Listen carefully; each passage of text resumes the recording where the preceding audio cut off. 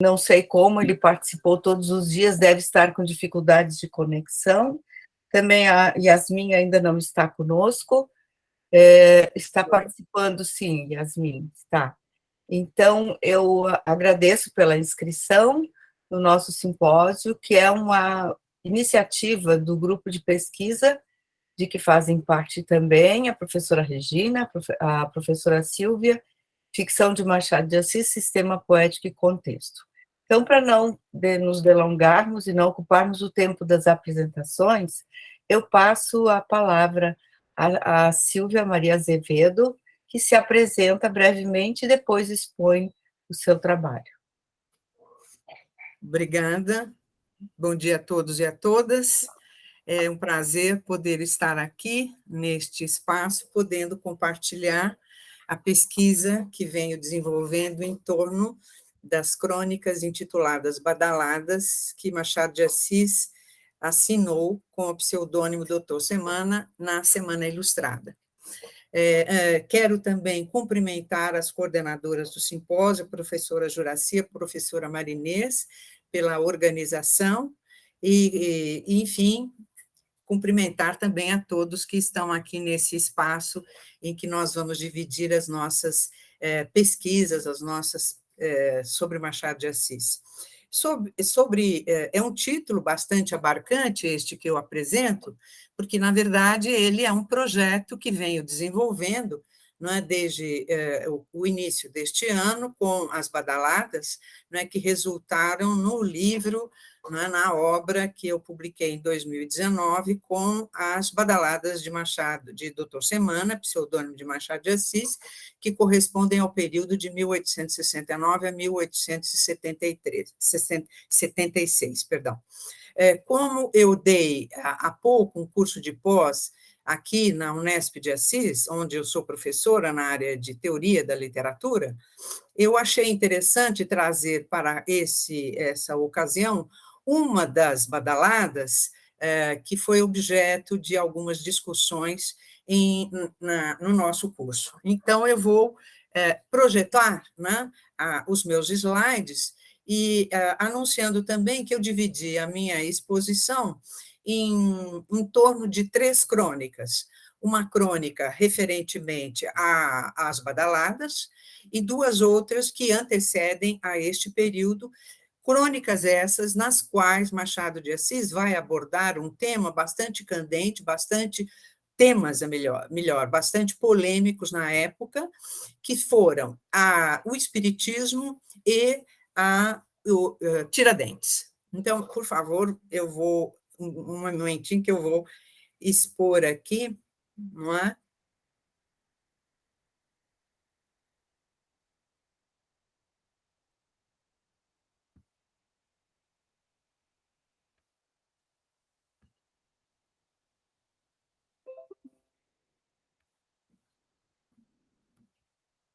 Então, aí temos a apresentação, né, o título da minha fala, esse título abarcante, e eu achei interessante, antes de apresentar a crônica intitulada Badaladas, mostrar que anteriormente a 1875, não é, esta crônica, esta Badaladas que eu vou comentar também com vocês, mostrar que anteriormente a 1875, o tema, o espiritismo, não é, já frequentou a obra, e particularmente algumas crônicas de Machado de Assis. É um tema bastante polêmico, é um tema que dividia a intelectualidade da época, não é? Alguns favoráveis à nova crença religiosa e outros diametralmente contra.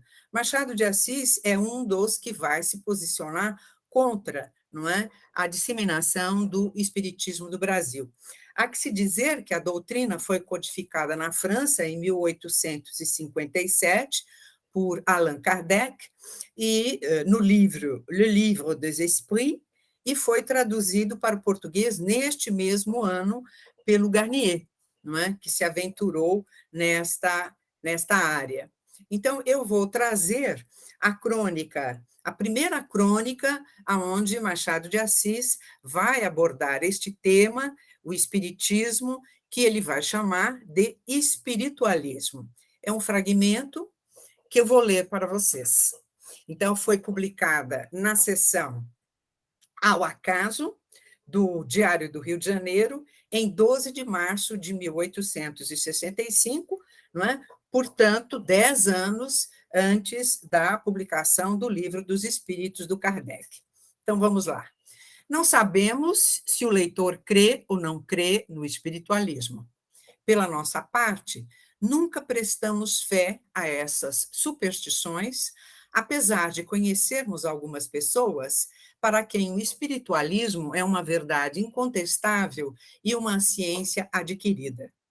Uma dessas pessoas, muito antes da notícia do convênio, já explico qual é esse convênio mais à frente, remeteu-nos uma folha de papel contendo o resultado de 2 sessões de espiritualismo, nas quais algumas profecias foram feitas relativamente à Guerra do Sul, é a Guerra do Paraguai.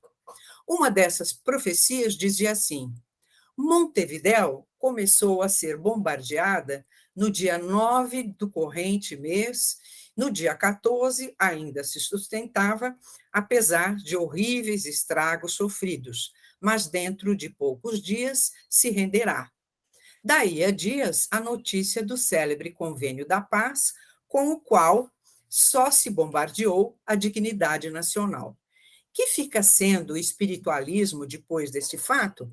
Esse tratado ao qual o Machado de Assis se refere aqui é o Tratado de Paz e Limites, que foi firmado entre o Paraguai e a Argentina exatamente em fins de 1875 e que vão selar exatamente o fim da Guerra do Paraguai. Né? Então, é um momento, é uma crônica em que o Machado de Assis está entre o folhetim e variedades, porque é uma crônica bastante longa, as crônicas da seção Ao Acaso são crônicas bastante longas, não é? Resultado dessa confluência entre folhetim e variedades, na qual o Machado ainda escreve os seus textos cronísticos, que ele vai chamar de folhetim.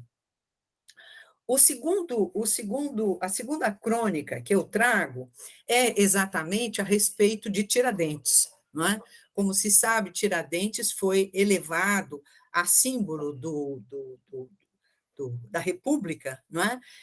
Uma discussão que já começa em 1870, e a personagem de Tiradentes vai frequentar muitos textos de Machado de Assis, não apenas crônicas, mas também textos de ficção. Eu vou me ater apenas às crônicas em vista do gênero, né, com o qual eu venho desenvolvendo as minhas pesquisas sobre as badaladas. E Machado foi, juntamente com vários escritores, um dos intelectuais que tinha grande admiração por Tiradentes, já na década de 1860, e vai construir em torno da personagem de Tiradentes uma verdadeira aura, né, de cristã, uma verdadeira aura cristã e de mártir, não é, da independência, não é, que com a sua morte vai selar exatamente esse sacrifício, não é, que a personagem fez sobre, não é, relativamente à independência do Brasil, né? Então, é uma crônica, como eu disse há pouco, da seção Ao Acaso, uma crônica longa, e que começa exatamente nesse tom de louvação, não é? De quase canonização de Tiradentes. Então, vou ler com vocês. Os povos devem ter os seus santos. Aquele que os tem merece o respeito da história e está armado para a batalha do futuro. Também o Brasil os tem e os venera. Mas para que a gratidão nacional assuma um caráter justo e solene, é preciso que não esqueça uns em proveito de outros. É preciso que todo aquele que tiver direito à santificação da história não se perca nas sombras da memória do povo. É uma grande data, 7 de setembro. A nação entusiasma-se com razão quando chega este aniversário da nossa independência. Mas a justiça e a gratidão pedem que, ao lado do dia 7 de setembro, se venere o dia 1º de abril. E quem se lembra do dia 21 de abril? Qual é a cerimônia? A manifestação pública. Entretanto, foi nesse dia que, por sentença acordada entre os da alçada, o carrasco enforcou no Rocio, junto à Rua dos Ciganos, o patriota Joaquim José da Silva Xavier, alcunhado o Tiradentes. A sentença que o condenou dizia que, uma vez enforcado, lhe fosse cortada a cabeça e levada à Vila Rica, onde seria pregada em um poste alto até que o tempo a consumasse, e que o corpo, dividido em 4 pedaços, fosse pregado em postes altos pelo caminho de Minas. Xavier foi declarado infame e infames os seus netos. Os seus bens, pelo sistema de latrocínio legal do antigo regime, passaram ao fisco e à Câmara Real. A casa em que morava foi arrasada e salgada. Ora, o crime de Tiradentes foi simplesmente o crime de Pedro I e José Bonifácio.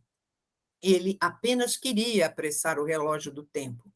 Queria que o século XVIII, data de tantas liberdades, não caísse nos abismos do nada, sem deixar de pé a liberdade brasileira. O desígnio era filho de alma patriótica, mas Tiradentes pagou caro a sua generosa sofreguidão. A ideia que devia robustecer e enflorar daí a 30 anos não estava ainda de vez. A metrópole venceu a colônia. Tiradentes expirou pelo braço da tirania. Entre os vencidos de 1792 e os vencedores de 1822, não há senão a diferença dos resultados. Mas o livro de uma nação não é o livro de um merceeiro. Ela não deve contar só os resultados práticos, os ganhos positivos. A ideia, vencida ou triunfante, cinge de uma auréola a cabeça que ardeu. A justiça real podia lavrar essa sentença digna dos tempos sombrios de Tibério. A justiça nacional, o povo de 7 de setembro, devia resgatar a memória dos mártires e colocar-nos no panteão dos heróis. No sentido desta reparação, falou um dos nossos ilustrados colegas nestas mesmas colunas há 4 anos. As palavras dele foram lidas e não atendidas. Não ousamos esperar outra sorte às nossas palavras. Entretanto, consignamos o fato. O dia 21 de abril passa despercebido para os brasileiros. Nem uma pedra, nem um hino recordam a lutuosa tragédia do Rocio. A última brisa que beijou os cabelos de Xavier levou consigo a lembrança de tamanha imolação. Pois bem, os brasileiros devem atender que esse esquecimento é uma injustiça e uma ingratidão. Os deuses podem aprazer-se com as causas vencedoras. Aos olhos do povo, a vitória não deve ser o critério da homenagem. É certo que a geração atual tem uma desculpa na ausência da tradição. A geração passada legou no esquecimento dos mártires de 1792. Mas por que não resgata o erro de tantos anos? Por que não faz datar de si o exemplo às gerações futuras? Falando assim, não nos dirigimos ao povo que carece de iniciativa. Tampouco alimentamos a ideia de uma disenção política. Conservadores e liberais, todos são filhos da terra que Tiradentes queria tornar independente.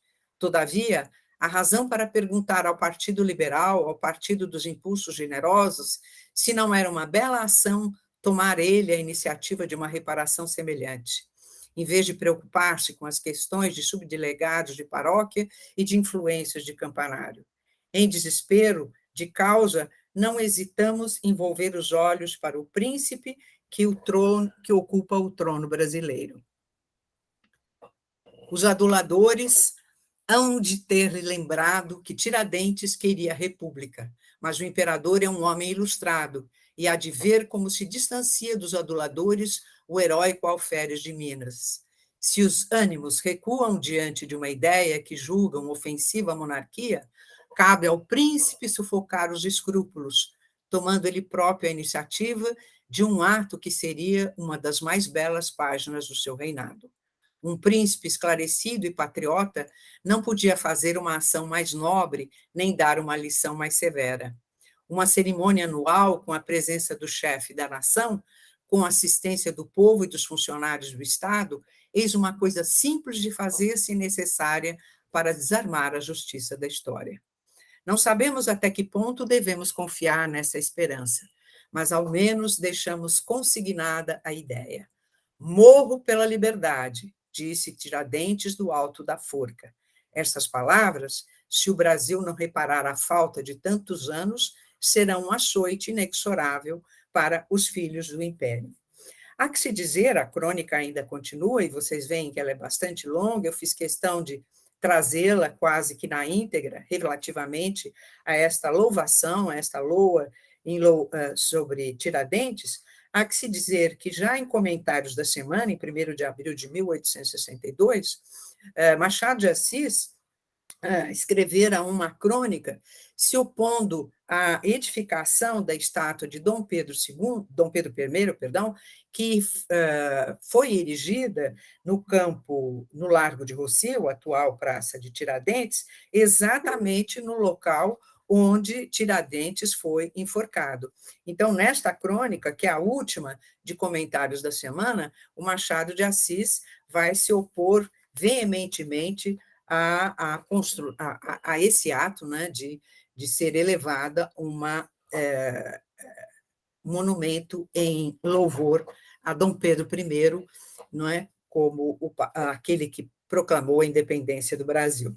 E, por fim, eu estou trazendo as badaladas, que mais do que ler, não é, como eu fiz nas crônicas anteriores, ela demanda realmente, não é, a experiência do olhar, não é? É uma badalada, ou badaladas, não é? Fica difícil até porque o título é badaladas, eu fiz questão de extrair mesmo, não é, do periódico, não é? Vocês veem a identidade da sessão, e a crônica se intitula Espiritismo, a alma do Tiradentes ao público, não é? Então, aqui, não é, vocês veem que é uma crônica onde existe um código, não é? Quase que uma mensagem cifrada, e dentro dessa mensagem cifrada, nós identificamos algumas palavras em português, patacoada, outras em francês, enragé, s'il vous plaît, não é? Mal das Vinhas, Tiradentes, não é? E aí a gente pode pensar, não é? Essa crônica foi objeto de várias discussões durante a aula em que eu apresentei, não é? Várias discussões e várias hipóteses interpretativas, né? Identificando o doutor Semana, não é, como um possível médium, não é, que teria, vamos dizer, não conseguido captar muito bem a mensagem, não é, de Tiradentes ao público, não é, um médium não muito apto, não é, para identificar essa mensagem desta alma de Tiradentes ao público, não é? E está claro que desta forma cifrada, não é? Dessa sátira que fala das coisas mais sérias, de uma forma cômica, não é? Nós podemos identificar a crítica, não é, que o doutor Semana estaria fazendo ao espiritismo, né? Trazendo essa mensagem, como eu disse, não é, feita de palavras incompreensíveis, não é, ao público. Portanto, uma mensagem, não é, que Tiradentes, a mensagem de Tiradentes não seria ouvida, não teria o efeito, né? Essa mensagem não teria o efeito pretendido, não é? Clamando o que poderíamos pensar vai ao encontro, né, da loa que o Machado fez na crônica anterior, na necessidade de Tiradentes, né, ser reconhecido como uma figura que representaria, não é, o símbolo da independência do Brasil e o símbolo, não é, como vai acontecer durante a República, o símbolo da República. Então, seria essa a minha exposição, eu estou trazendo de uma forma ainda bastante aberta, não é nada conclusivo, não é, porque me permite discutir com vocês e também apontar as potencialidades da crônica, não é? Esse espaço que permite a Machado de Assis fazer algumas experiências com o gênero. Nós estamos aqui em julho, 4 de julho de 1000, perdão, aí é 8, foi digitado, houve um problema, um erro, é 1875, é claro, né? E que já faz pensar, né, no diálogo dos mortos, né, que o Machado vai praticar em Memórias Póstumas, né, de Brás Cubas. Já podemos identificar aqui os germes, né, daquilo que virá, não é, na década de 80. Então, seria mais ou menos isso que eu teria para apresentar a vocês, não é? E agradeço a oportunidade e gostaria muito depois de discutir a minha apresentação. Muito obrigada.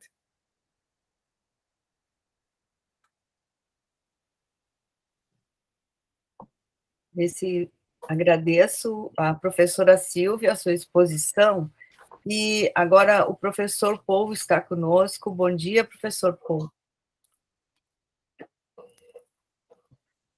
Bom dia, peço desculpas pelo atraso. Acontece que eu estou de férias e estou nas montanhas, num lugar muito afastado, e às vezes a minha ligação é um pouco precária. Sim. Assim Professor Paul, Sim. Não te ouvi, Juraci. Sim, na sequência, nós teremos agora, então, a participação da Yasmin Santo, certo, professor Paul? Okay. Depois, então, é o Guilherme, por último, é o senhor. Tudo certo, Yasmin? Tudo certo. Não está? Está faltando o Valdinei. Ok. Então, vamos ouvir da Yasmin. E não sei se a Silvia se apresentou, mas seria bom que a Yasmin e o Guilherme fizessem uma pequena apresentação antes de começar.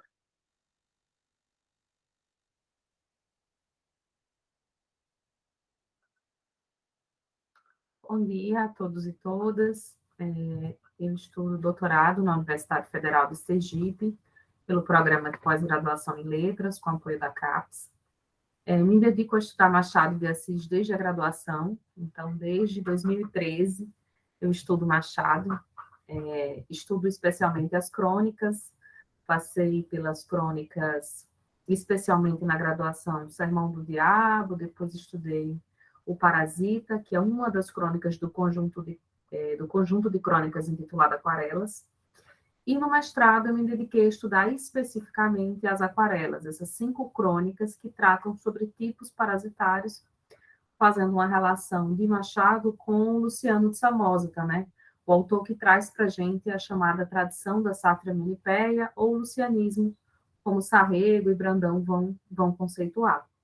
No doutorado, eu me dedico a estudar os personagens parasitas nos romances de Machado. Então, eu tenho partido das crônicas para os romances, percebendo essa relação em que há entre o Machado cronista e o Machado romancista. As crônicas são esse laboratório para Machado, onde ele põe as mãos por mais de 4 décadas, fazendo testagens. A fala da professora Silvia trouxe um pouco disso, a professora Sônia Brainer se dedica a estudar essas crônicas e as mostram também como esse laboratório ficcional.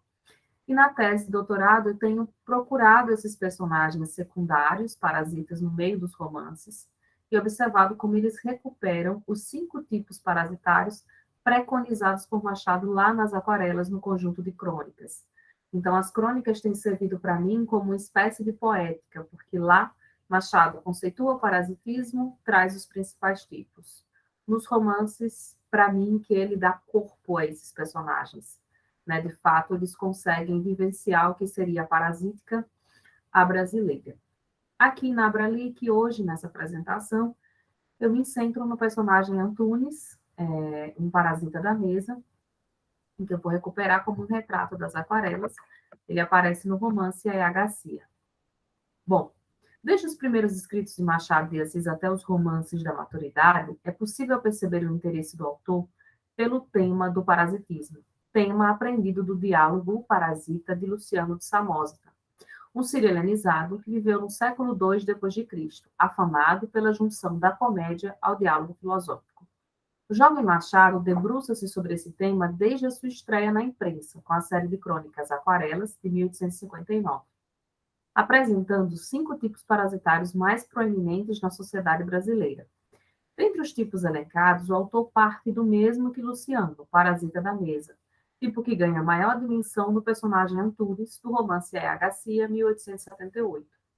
Ele caracteriza-se por ser nado e criado para as funções subalternas, familiar com todas as formas da adulação. O senhor Antunes ia do elogio hiperbólico até o silêncio oportuno. A narrativa põe em evidência as técnicas do parasita para transitar entre as classes e encontrar prestígio, tornando-se uma companhia indispensável. O presente estudo dedica-se a analisar o personagem Antunes em paralelo ao que a crônica Parasita 1 dispõe acerca do parasita alimentar. Para tanto, os estudos sobre o personagem feitos por Bright, Cândido e Rosenfeld ancoram este trabalho. Ademais, busca-se também mapear os recursos linguísticos utilizados por Machado, aprendidos da tradição luciânica, com base em Sarrega e Brandão. Em suma, o senhor Antunes dá corpo ao parasita da mesa, descrito em Parasita 1, cuja atuação suscita sentidos identitários de nossa nação. Bom, este foi o resumo do meu trabalho.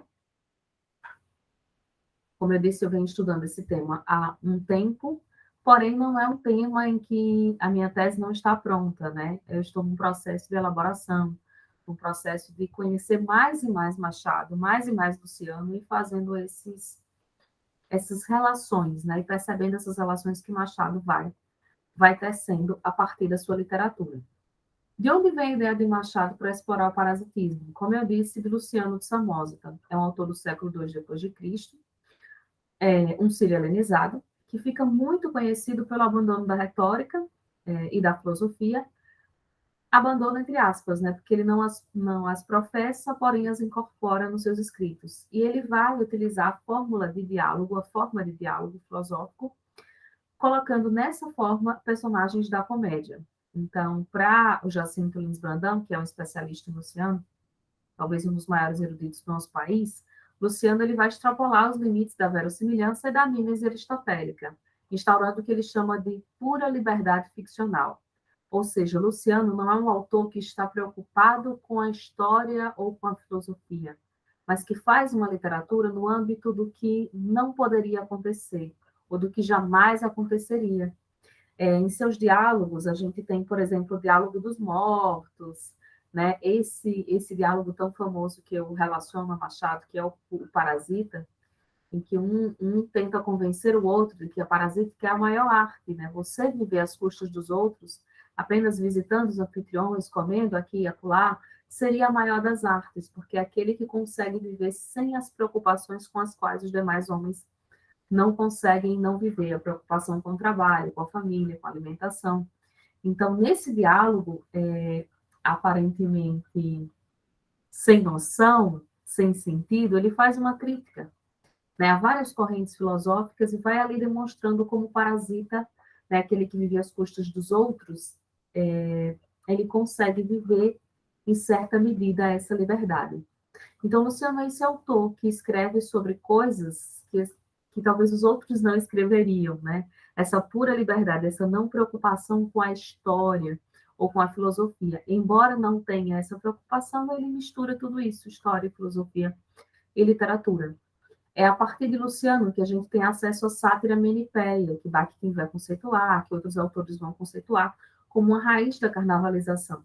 Mais propriamente, Sarrega e Brandão vão demonstrar que nós só conhecemos a sátira menipéia através dos escritos de Luciano, que impacta toda a produção do Renascimento, Erasmo, de Roterdã, Dostoiévski, Rabelais, e que chega a Machado de Assis. Machado de Assis, erudito como era, né, conhecia não só o próprio Luciano, como os autores que se inseriram nesse chamado lucianismo. Aqui é uma capa do diálogo ao qual fiz menção, o Parasita. Trouxe um trechinho dele, né, em uma das falas do Simão, ele diz a Tiquíades assim: o parasita não tem cozinheiro com quem se irritar, não tem terras nem mordomo, nem dinheiro, cuja perda poderia se aborrecer. Então, o parasita é aquele que consegue ser feliz, porque ele não tem essas preocupações. Bom, mais propriamente Machado, né, as aquarelas, esse conjunto de crônicas que eu me referi, publicado no jornal Espelho, no Rio de Janeiro, em 1859, se dedica a apresentar 5 crônicas com 5 tipos de parasitas. Os fanqueiros literários, o parasita da mesa, o parasita literário, o empregado público, aposentado e o folhetinista. Todos eles estão numa condição de alguém que usufrui de algo sem esforço. Né? O fanqueiro literário, ele produz literatura, mas a preocupação dele com essa literatura de baixíssima qualidade é apenas com o dinheiro. O parasita da mesa é aquele folgado que vive visitando as pessoas no horário das refeições, que visita um aqui, um acolá, se torna amigo dos ministros, passeia entre as classes, vive esvoaçando um lado e outro, mas não trabalha, né? Vive sempre na preguiça. O parasita literário é aquele que também produz literatura como os fanqueiros, mas ele não está preocupado com dinheiro. Ele está preocupado com o fato de estar entre os escritores, né? Estar entre essa elite literária. Então, é o portar-se como se fosse alguém daquele meio, alguém que possuísse talento para determinada ação, porém não possui. O empregado público aposentado é o empregado que entra no serviço público pela política de favores. Sai do serviço público, mas continua ali na dependência, pedindo emprego e favores para os parentes e amigos. E o folhetinista é aquele que se dedica a escrever na imprensa brasileira como se estivesse escrevendo em Paris, né, importando temas, trazendo coisas que são muito afrancesadas e que não combinam com a nossa cultura. Enfim, desses 5 tipos, vou me ater ao parasita da mesa, o mais vulgar, o abordado por Luciano e recuperado por Machado, tanto na crônica Parasita 1, quanto no romance E.H. Garcia, através do personagem Senhor Antunes. Segundo Machado, na própria crônica, ele diz o mais vulgar e o mais conhecido é o da mesa, mas há os também em literatura, em política e na igreja. Nesse conjunto de crônicas aquarelas, Machado demonstra como o parasitismo ele parece estar enraizado na nossa cultura, né? Quem não conhece um colega parasita no trabalho, no curso, na família, alguém que chega na sua casa naquele horário indevido só para importunar, para comer, para ficar batendo papo, aquele colega folgado que não se dedica, mas se dá bem nas coisas, fala como se soubesse. Então, parece que faz parte da nossa cultura, né? Essa é a impressão que eu tenho tido ao ler Machado, esse tipo social, que é diferente do malandro, né? Que é bastante diferente do malandro. Bom, vamos correr, senão não dá tempo, né? Sobre o parasita da mesa. Então, alguns dos recortes da crônica, Machado vai dizendo assim: perfeito parasita deve ser perfeito gastrônomo, mesmo quando não gosta da faculdade por vocação do berço, é um resultado da prática, pela razão de que o uso do cachimbo faz a boca torta. Assim, o parasita jubilado, o bom parasita, está muito acima dos outros animais. Olfato delicado adivinha 2 léguas de distância a qualidade de um bom prato. Paladar suscetível, sabe absorver com todas as regras de arte e não educa o seu estômago como qualquer aldeão. E como não ser assim se ele não tem outro cuidado nesta vida, se os limites da mesa redonda são os horizontes das suas aspirações. Então, aí a gente percebe como essa prática faz com que ele vá se tornando cada vez mais perfeito parasita. É alguém que não tem outra preocupação na vida a não ser parasitar, né? Retoma bastante a ideia luciânica, e é interessante a gente perceber que, embora esse seja o tipo mais grosseiro, que é comandado pelo estômago, o que é comandado por uma necessidade fisiológica, Machado deixa muito claro que ele não é qualquer aldeão, ele é requintado. Para mim, essa é uma das grandes diferenças entre o parasita e o malandro, pensando no malandro lá descrito por Da Mata, em Malandros e Carnavais. Por quê? Porque o parasita ele é educado. Em vários textos, Machado fala da forma como ele fala, da forma como ele se veste, da forma como ele se porta, como ele domina os assuntos daquele recinto social que ele se encontra. Bom, para além do tema de Luciano, Machado se insere nessa chamada tradição luciânica ou lucianismo, que para Sarrego traz algumas características, né? O questionamento genérico, estilo fragmentário, a paródia do nacionalismo, o caráter não moralizante, as citações truncadas, o ponto de vista distanciado do Catascopos, que é essa forma de observar ao longe, E, para mim, Machado extrapola na criação de memórias póstumas. É quando a gente tem um ponto de vista bastante elevado, né? Bastante distanciado, no sentido de que nós temos um autor em primeira pessoa, mas que narra suas memórias quando não mais existe em vida. Então, é uma forma bastante distanciada de observar a sociedade quando você não mais está nela, quando você pode tirar toda a máscara social e todo o cinismo que se impõe nas relações sociais.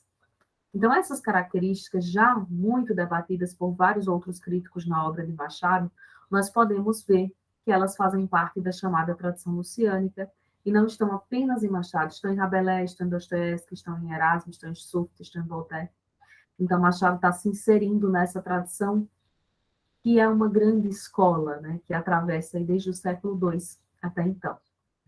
E aí, o Brandão gosta de chamar Machado de um grego, né? Ele diz a Grécia de Machado de Assis.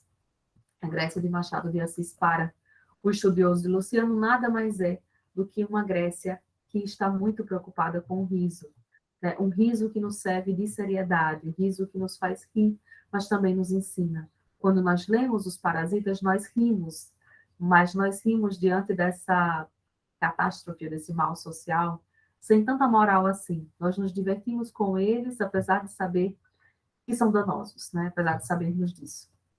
Enfim, Machado nos faz rir.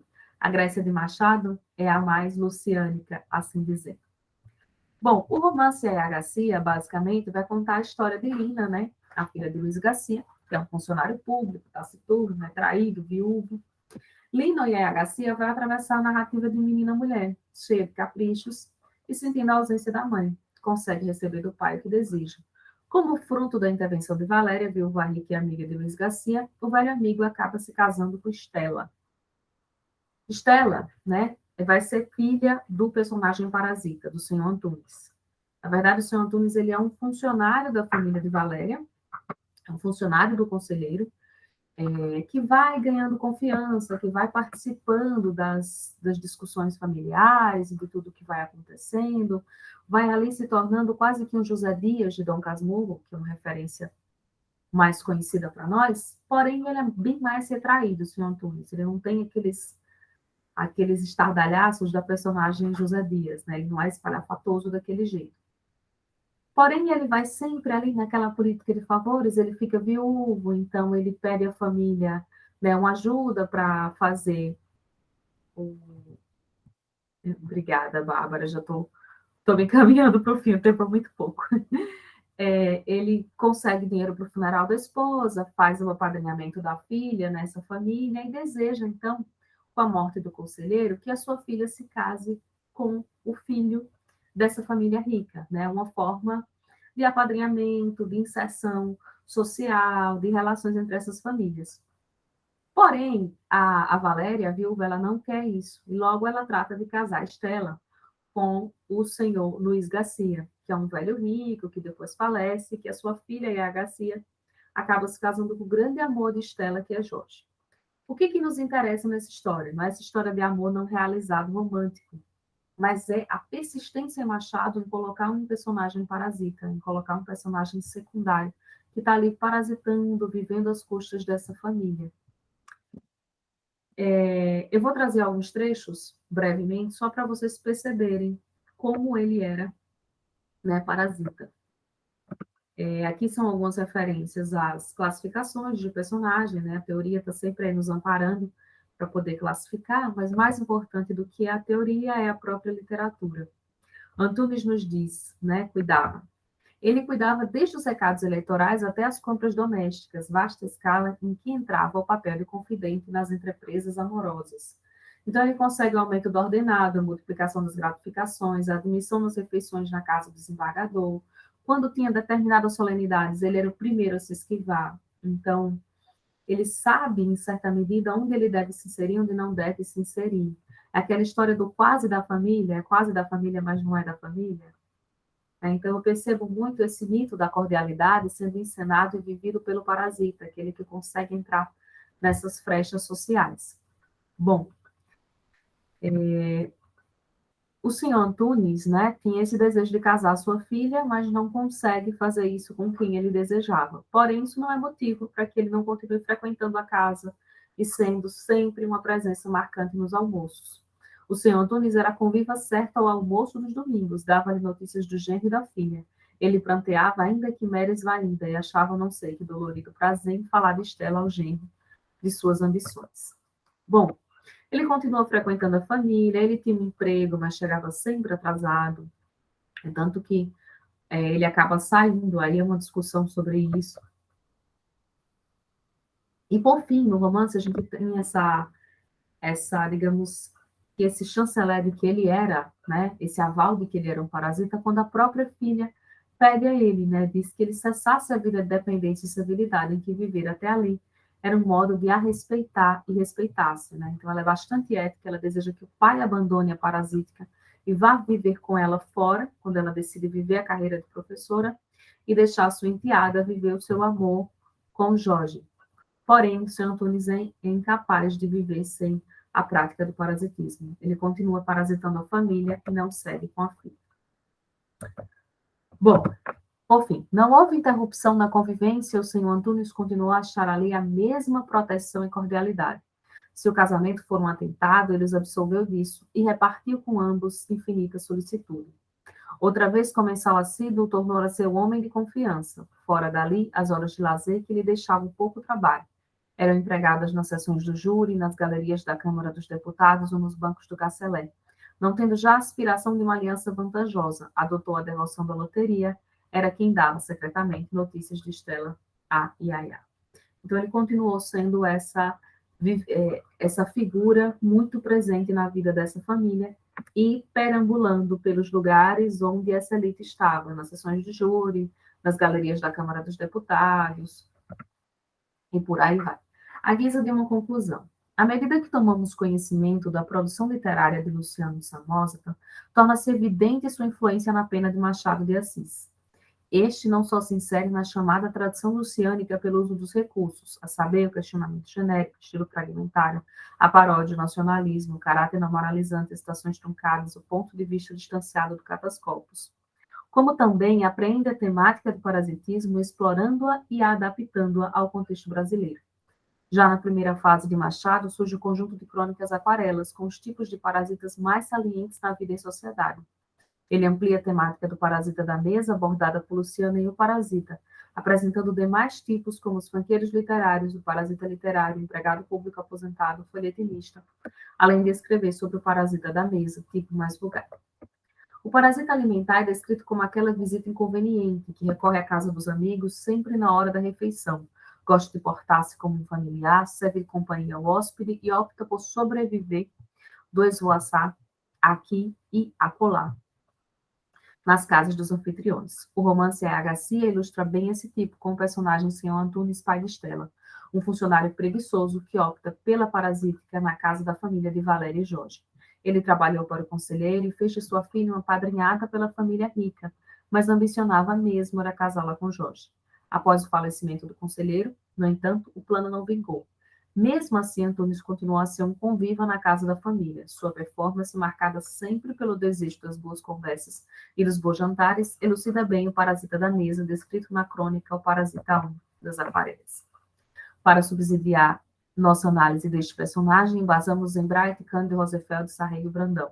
A partir de nossos estudos ainda embrionários, constatamos que não só neste romance, mas em Ressurreição, Memórias, Dom Casmurro e Quincas, há sempre um personagem parasita, seja um parasita do corpo ou do espírito ou da consciência, o que nos aguça na investigação de como esta temática se faz presente da primeira fase à maturidade de Machado, além de essa ampliação une crônicas e romances, bem como leva-nos a prescrutar até que ponto o bruxo do Cosme Velho não estava ambicionando explorar um tipo social brasileira e, como tal, um constituinte de nossa identidade nacional.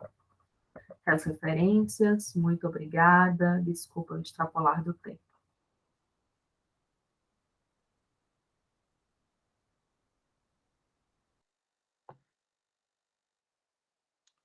Muito obrigado, Yasmin. E agora vamos ouvir de Guilherme de Souza Lopes.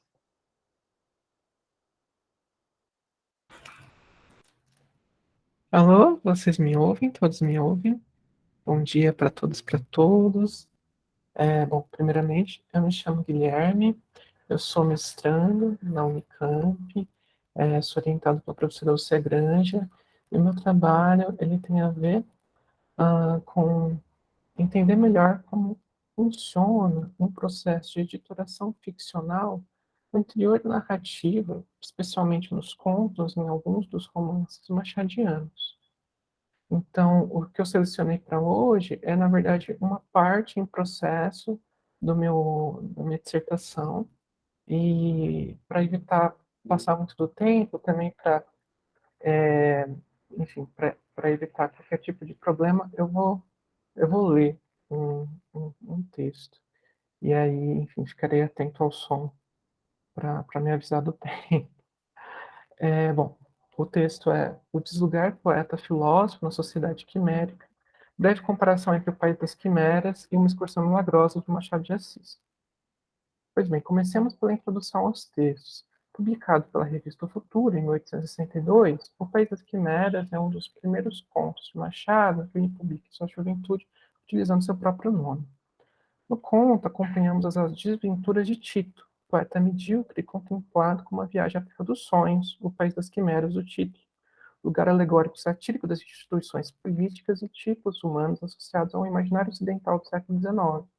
Há uma segunda versão desse mesmo conto, publicado dessa vez em 1866, assinada por A, simplesmente, um dos muitos pseudônimos que Machado se valeu para a publicação dos contos em jornal, e conta com algumas diferenças de composição e construção narrativas que nos chamam a atenção.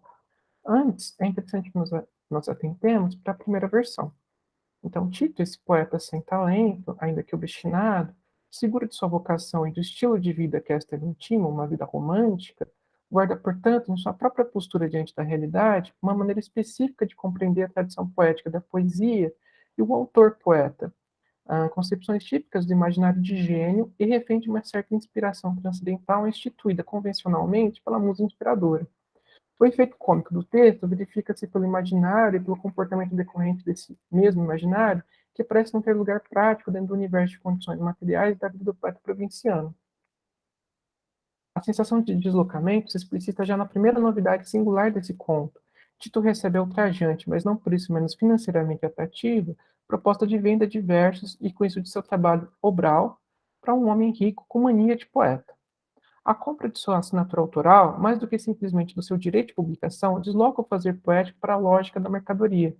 Mais que isso, a mercadoria se faz mercadoria para um processo de usurpação consentida, para a ilegalidade moral dentro da instabilidade das relações de propriedade autoral.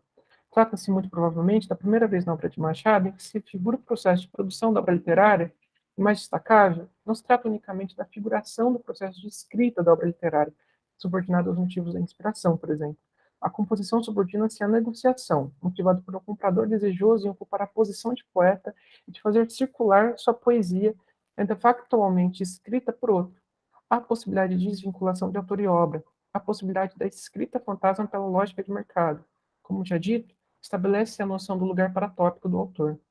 Trata-se, portanto, de uma primeira coautoria figurada na obra de Machado, um tanto ilícita e vergonhosa, em cujos polos está escrita a possibilidade de circulação dessa mesma escrita.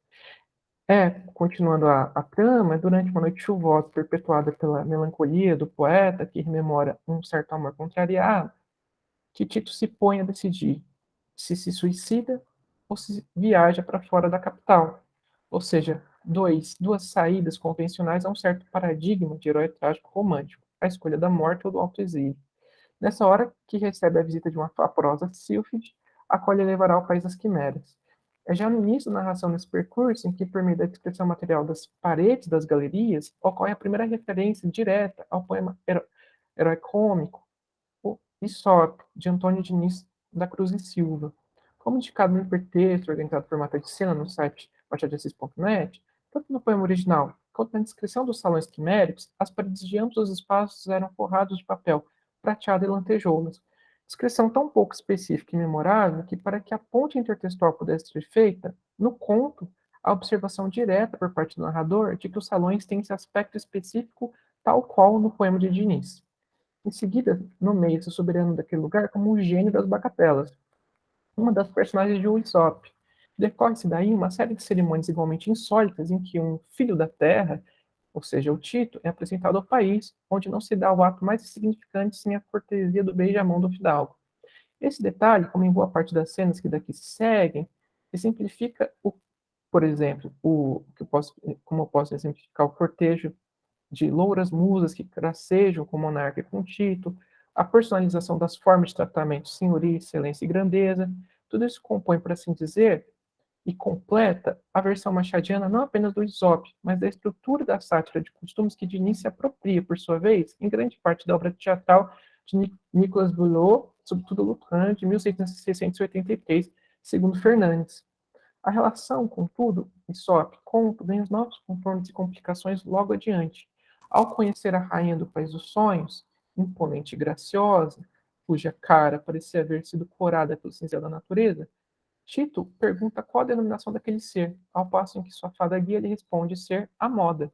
Nesse momento, não se trata do narrador que estabelece novamente relação com o poema, mas sim do próprio poeta incrédulo, ou seja, o próprio Tito se lembra do Esope. A mudança do nível de percepção intertextual, do âmbito da narração não figurada, afastada, para do personagem, revela que o Aesop trata-se, portanto, de parte de um repertório também compartilhado pelo personagem, o que não parece, ao menos a princípio, surpreender o leitor. A posição da personagem como uma espécie de estrangeiro do ambiente fantástico, pronto a se maravilhar ou se aterrorizar a cada novidade quimérica apresentada, simularia, seguindo um termo de Baudrillard, a reação de surpresa de uma leitura implícita ideal, de modo que compor o Tito, concedendo-lhe epistemologicamente repertório como um leitor, seria passo identificador dessa equação. Desculpa, já deu falta só 5 minutos? Ah, não, perdão. A mudança... peraí que eu me perdi. Como é feito desse raciocínio, pressupõe que Diniz já esteve em sua situação e conseguiu escapar. Portanto, também o Tito escaparia. De tal maneira, Tito apreende a figura do poeta português e, por sua vez, o conto ficcionaliza Diniz. Se Tito chega à conclusão de que Diniz também teria estado no País das Quimeras e que essa teria sido a inspiração para escrever o Lusófona, internam no mesmo universo de possibilidades de Tito.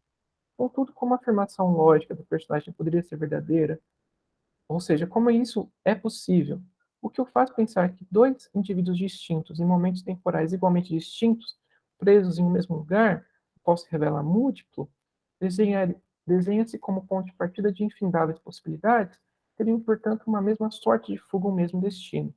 O efeito desse movimento é particularmente interessante. Se Tito associa o País das Quimeras ao Esopo, é porque adivinha do final, compreende, portanto, a sequência esperada e articulada do espaço como narrativa, conhece a sua convenção. No momento de desintegração do país, Tito entra em desespero, corre para salvar sua vida, regozija-se quando percebe que está em queda rumo à terra, para depois cair em si e rezar pela sua própria alma. Aterrissa, contudo, tranquilamente a poucos metros de casa. Teria esquecido de seu raciocínio anterior acerca da previsibilidade de saída do país? Se sua intuição, contudo, não revelou a si própria o seu sentido de fundo, ou seja, se sua certeza de que, ao fim, encontraria uma saída tal como Diniz achara, não se formulou conjuntamente a autoconsciência de um fim esperado para ambos, o que denunciaria os limites da convenção ficcional, ainda assim denota uma intuição de causalidade que denuncia sua maneira de compreensão e organização do mundo e das coisas, cuja estrutura de fundo irmana-se da estrutura da convenção da narrativa. Ainda assim, diferentemente do que o leitor poderia pressupor, dentre alguns dos possíveis papéis de leitura, o conto não se encerra estipulando com clareza que o País das Quimeras fora um sonho de Tito. Após sua aterrissagem em solo firme, volta para casa e descansa. Não há, desse modo, cisão definitiva entre o devaneio e a vida da personagem. Exposto pelo narrador, já ao fim do conto, de modo mais personalizado, a partir de então, Tito adquiriria olhos de lince, capaz de reconhecer aqueles indivíduos que possuem dentro de suas cabeças a tal da massa quimérica, ou seja, que teriam ido visitar o País das Quimeras. O narrador ainda declara que são poucos os indivíduos que Tito se depara que não façam provisão desse conteúdo, estando quem narra entre as exceções, mesmo que não confie. Aquele que narra assume-se como participante do espaço ficcional de Tito. Reinscreve-se como conhecido aquele que compartilha a história de ouro.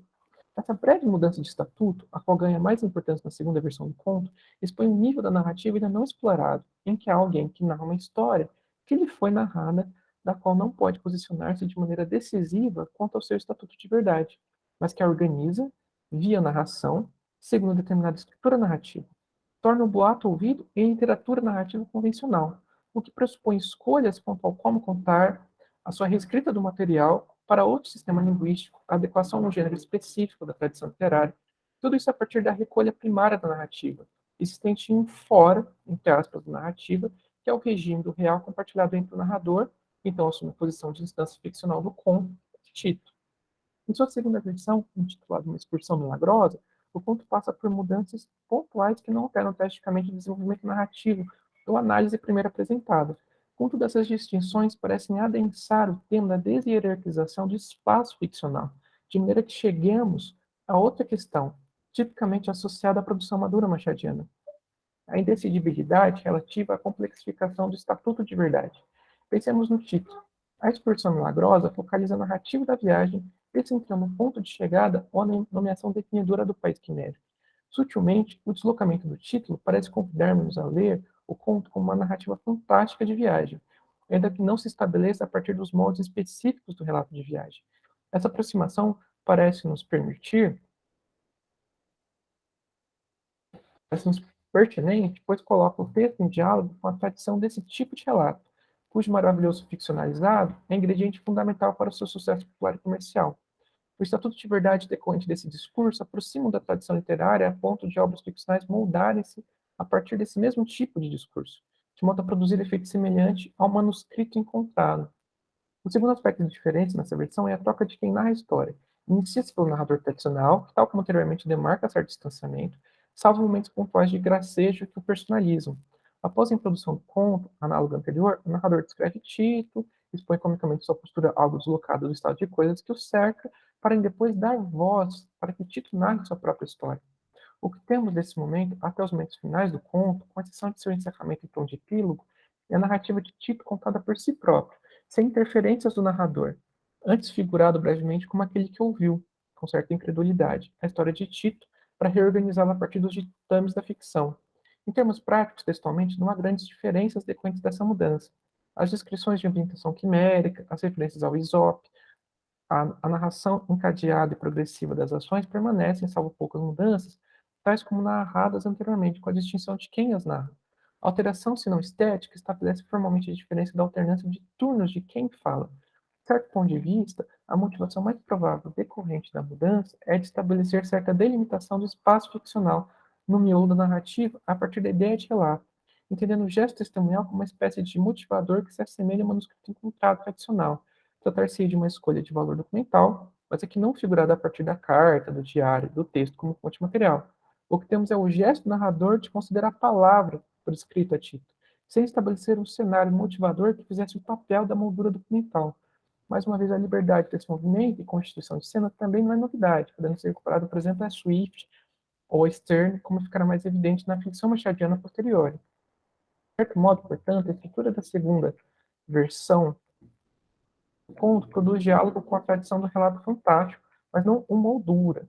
Troca de turnos, pelo contrário, parece introduzir certa dinâmica ao texto como acontecimento.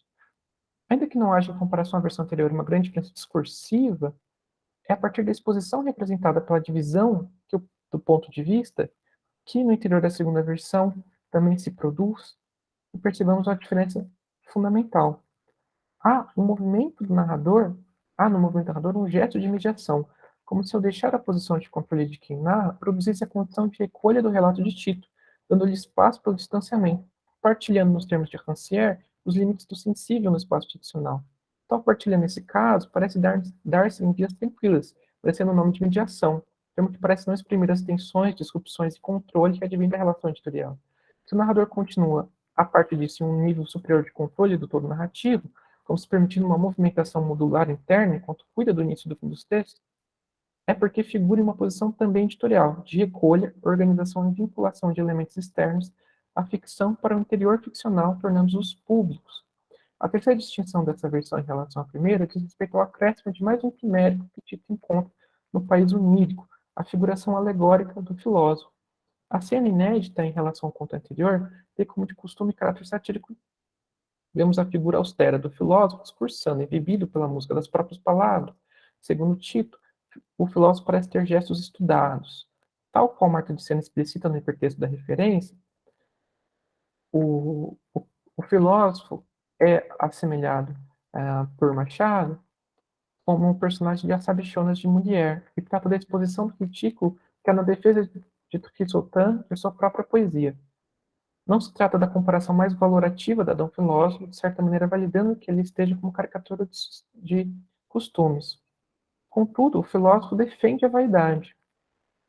A vaidade entendida como qualidade, inversão das noções de valor socrático e platônico.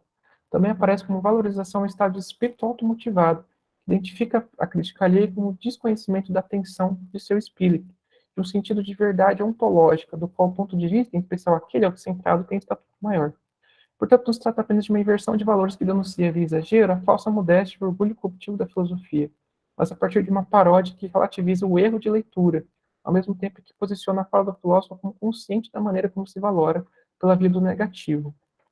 O não lugar do filósofo corresponde à plateia quimérica que saúda seu pensamento, inversão da lógica de repudio da sociedade em relação ao vício da vaidade, mas também explicitação do não espaço para a valorização do vício, a não ser as margens dessa mesma realidade, no interior do sujeito, onde o lugar não utópico. Uma pulada aqui. Bom, após a volta de Tito para a Terra, quando o poeta cessa de narrar e concede lugar direito ao narrador, este explicita a mudança da viagem para a maneira como o poeta enxerga o mundo.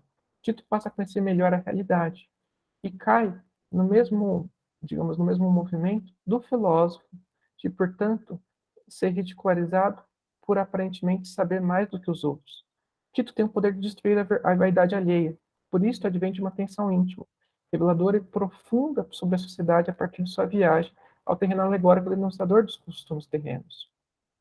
O país das quimeras ganha estatuto de real, ou estatuto de verdade, e contamina, por sua vez, o estado de ficção do fora real onde Tito habita. O conto, enfim, encerra-se com um conselho, em que o narrador diz que não façamos como Tito fez, que saibamos, sem contar os outros, o quanto nós sabemos acerca da verdade das coisas.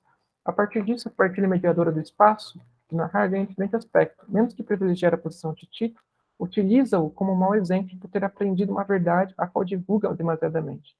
Ora, se o erro está no dito, o gesto do narrador só poderia ser o de não dizer, gesto de conservação de seu mundo, enquanto, tendo Tito como sacrifício, expõe um modelo de verdade desconfortável e perigosa.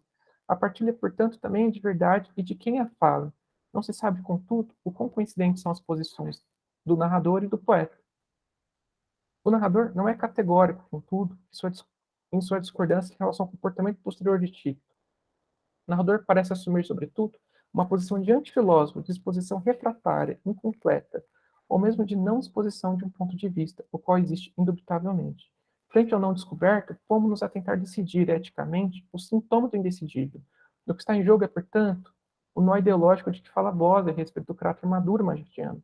Se o narrador assume a posição de editor figurado, é seu caráter indecidível que o permite ser editor, exigir controle e organizar o espaço ficcional, expor distintos ou nem tão distintos pontos de vista, enfim, decidir e apenas poder decidir pela incapacidade de leitura objetiva da motivação de suas decisões.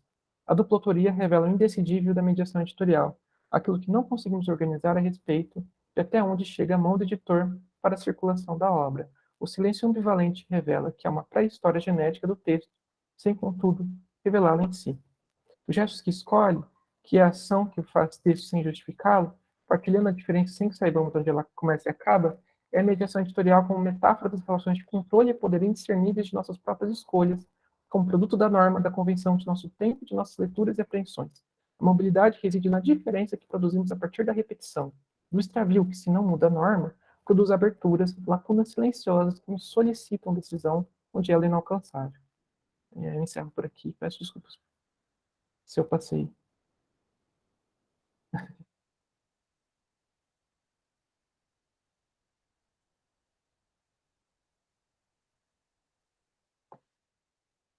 Muito obrigado, Guilherme.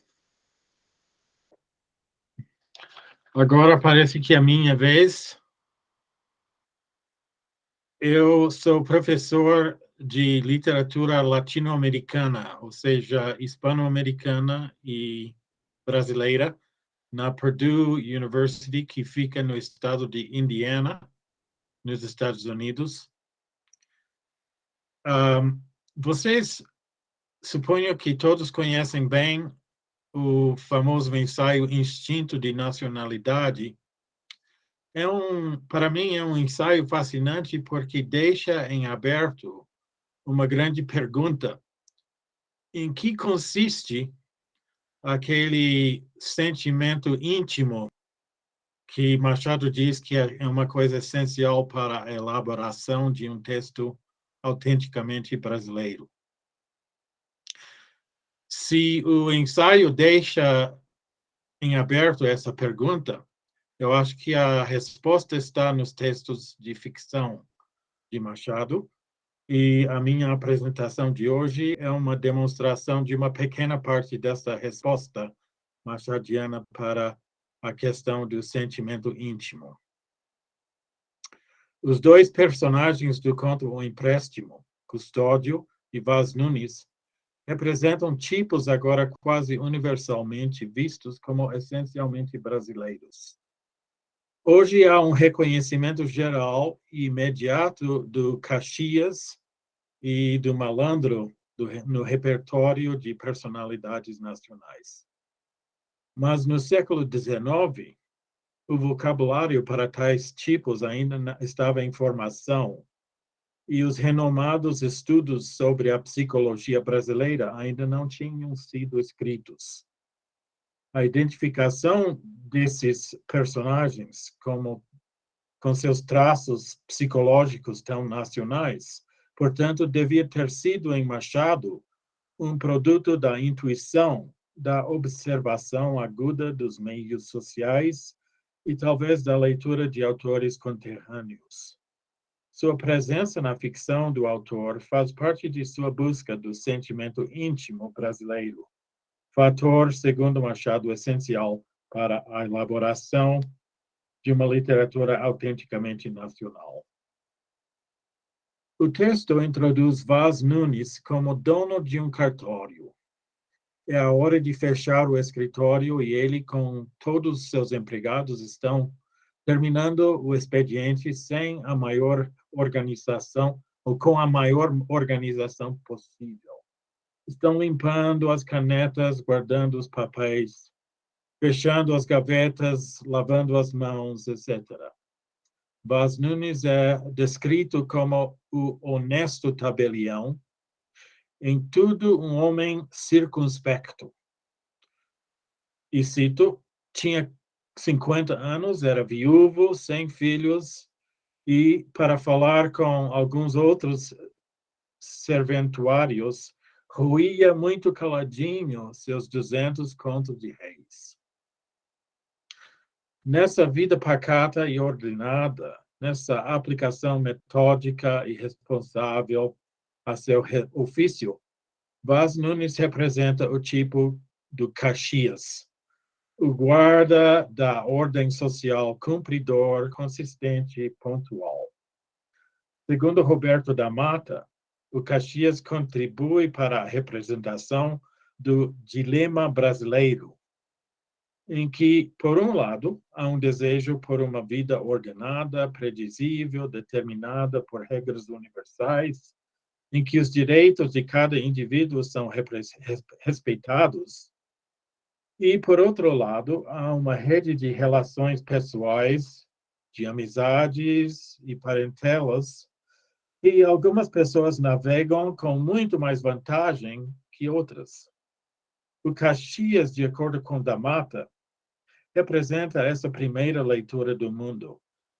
Cito, definindo por suas regras, leis, decretos, regulamentos, portarias e regimentos, isso é, pela presença nítida e poderosa da totalidade materializada na lei e na regra.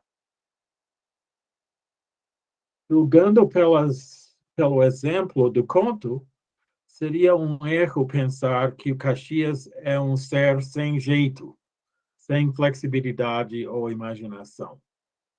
Há uma sugestão, por exemplo, de que Vaz Nunes compreenda que há teatro na sociedade, que ela funciona em termos de expectativas e aparências. Vaz Nunes, e cito, Usava óculos como todos os tabeliães de teatro, mas, não sendo míope, olhava por cima deles. E quando queria ver, através deles, se pretendia não ser visto.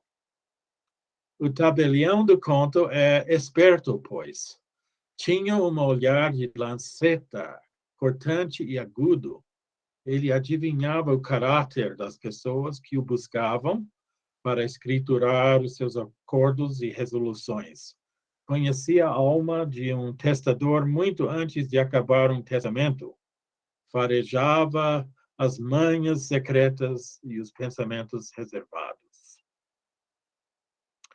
Como veremos, Vaz Nunes percebe logo que alguém quer tirar seu dinheiro. E desde o início resolve não acomodá-lo.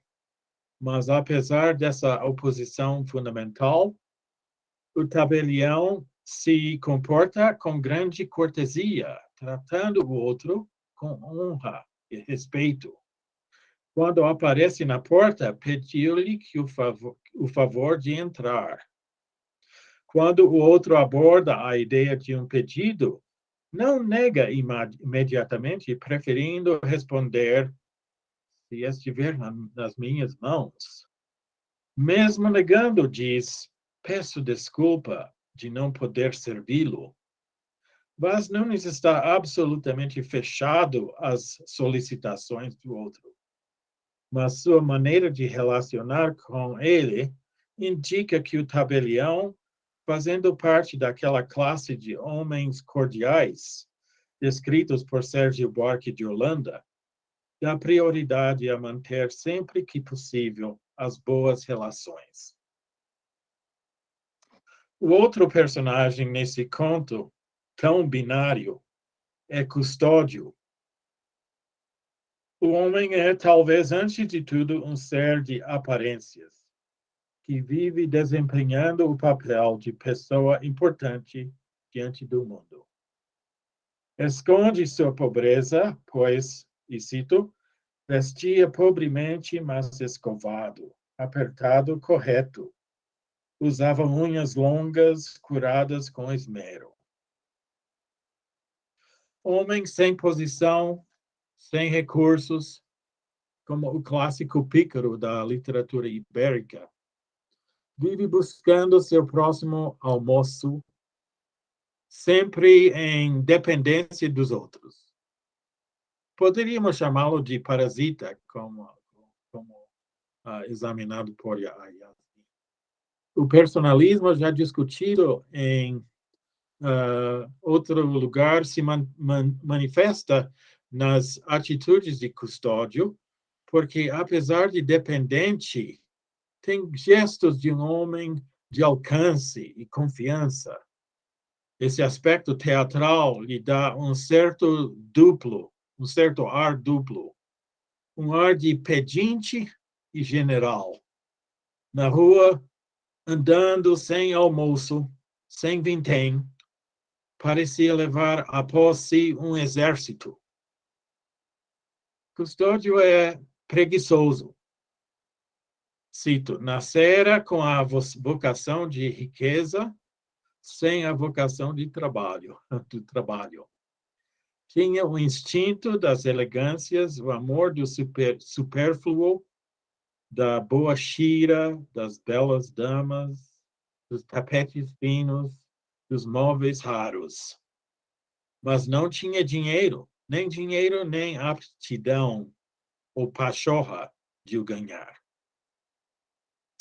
Em outras palavras, Custódio representa aquele outro tipo tão essencial na tipologia brasileira, o malandro. Eu vejo o malandro como uma representação mais ampla do que o Caxias. Enquanto esse último tem um conjunto de características restrito e bem definido, o malandro pode existir em algumas variações.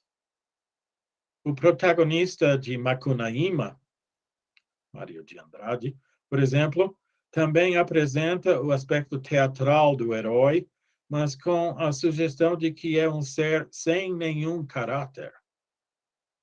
O romance também dá muita ênfase à fome sexual do personagem, mostrando seu desejo de brincar com qualquer mulher. O personagem bonitão do drama O Pagador de Promessas, de Dias Gomes, tem a mesma fachada de elegância de Custódio, o mesmo jeito sofisticado, um impulso sexual semelhante ao de Macunaíma, mas é um homem malicioso, predador, perigoso. A figura folclórica Pedro de Malas Artes tem uma forte motivação vingativa que se expressa numa salacidade escatológica. O protagonista do conto de Machado não tem nada daquela malícia, nada de criminalidade ou de perigo. É um desleixado, um manipulador, um figurão. Em sua falta de malícia, Custódio é parecido com Leonardo, protagonista do romance Memórias de um Sargento de Milícias, Manuel Antônio de Almeida, e foco do famoso ensaio de Antônio Cândido, Dialética da Malandragem. Custódio vive da generosidade dos amigos, apesar de meter-se em alguns negócios. Mas o problema é que escolhia sempre os que não prestavam para nada. No momento do relato, seu projeto é ser sócio numa fábrica de agulhas, para o qual precisa de uma colaboração de 5 contos de réis. É uma soma grande. Segundo Luiz Paulo Ferreira Nogueira, um conto de réis comprava 3 ou 4 cavalos em 1880, no Rio Grande do Sul ou em Minas Gerais. Custódio decide propor um investimento de 5 contos a 8 ou 10 amigos, explicando-lhes a probabilidade de altos lucros, mas não recebe resposta positiva. Depois dessas rejeições, sobe por acaso a rua do cartório de Vaz Nunes. Custódio se lembra de ter conhecido o tabelião e de ter sentido que era um homem próspero. Estremeceu de alegria, entrou no estabelecimento e pediu o investimento dos 5 contos. É neste momento que o contraste de 2 caracteres, essa situação tão machadiana, tem sua maior instrumentalidade. A confiança infundada de Custódio se enfrenta com a parcimônia de Vaz Nunes. Mas, senhor Custódio, não disponho de tão grande quantia. Quem é que pode esperar 5 contos de um modesto tabelião de notas?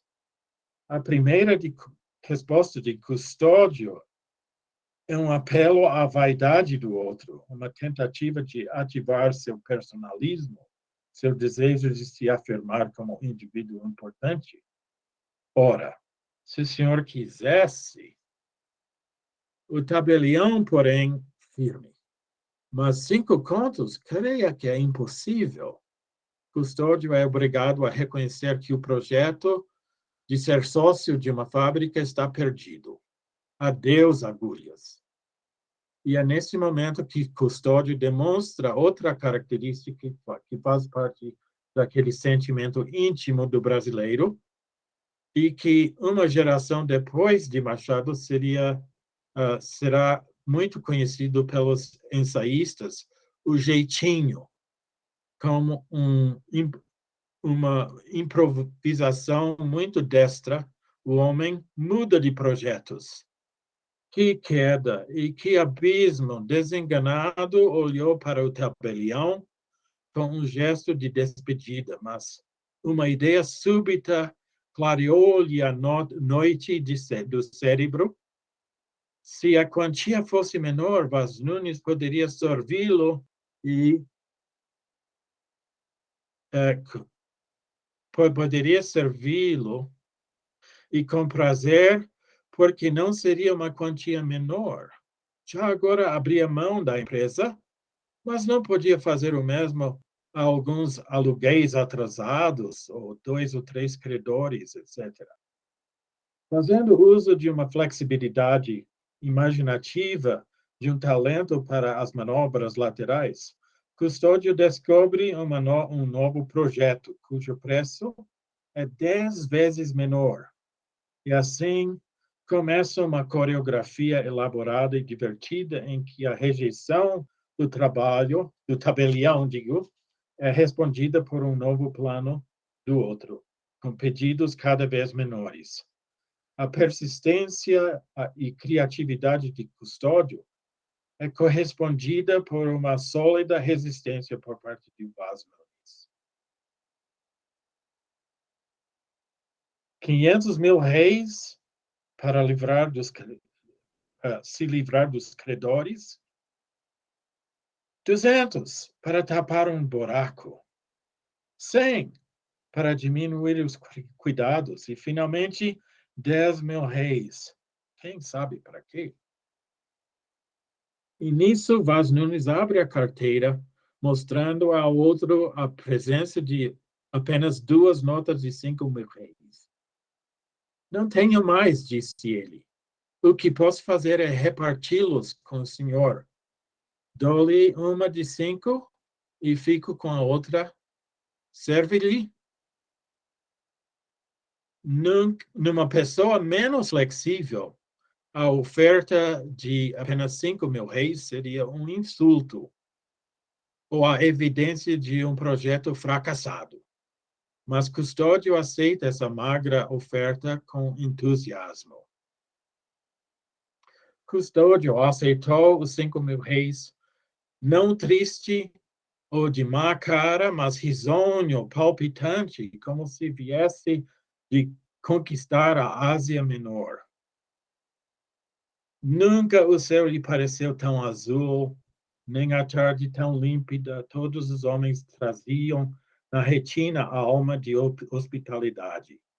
Com a mão esquerda no bolso das calças, ele apertava amorosamente os 5 mil réis, resíduo de uma grande ambição que ainda há pouco saíra contra o sol, num ímpeto de águia, e agora habita modestamente as asas de frango rasteiro. O que interessa aqui não é o fracasso, mas sim o ímpeto. Antes, o conto tinha mencionado esse ímpeto como uma força vital. Custódio não tinha dinheiro, nem aptidão ou pachorra de o ganhar. Mas, por outro lado, precisava viver. Il faut bien que je vive, dizia um pretendente ao ministro Talleyrand. Então, acho que no conto, Machado faz uma espécie de elogio a uma certa malandragem mental. A capacidade de o sujeito enganar-se a si mesmo. Pensamos normalmente na malandragem como uma artimanha de enganar os outros, mas há um tipo de malandro que se engana a si mesmo também. E aqui Custódio se engana para poder continuar vivendo, para poder continuar pensando que é um homem de sucesso. Afinal de contas, como acabo de citar, il faut vivre. Ou, nas palavras de Gilberto Gil, na canção Procissão, a gente tem de arranjar um jeitinho para viver.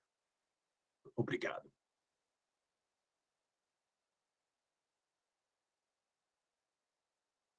Ok, então, temos tempo. Temos mais ou menos meia hora para perguntas, para discussão, para um bate-papo sobre os textos apresentados.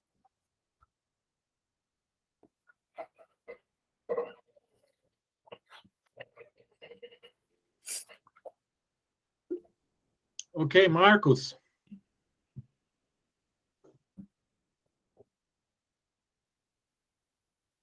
Bom dia a todos.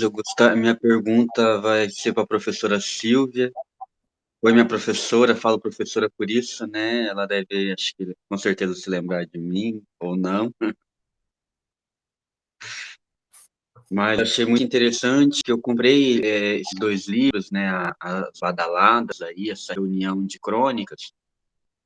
E é uma pergunta bem simples, né? É um trabalho bastante volumoso e a pergunta é se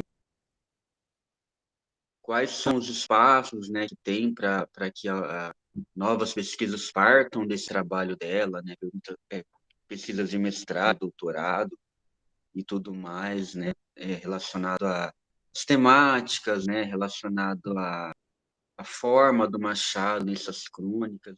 Então, essa é uma pergunta aí que fica para a Silvia. Obrigada, Marcos. Me lembro sim de você.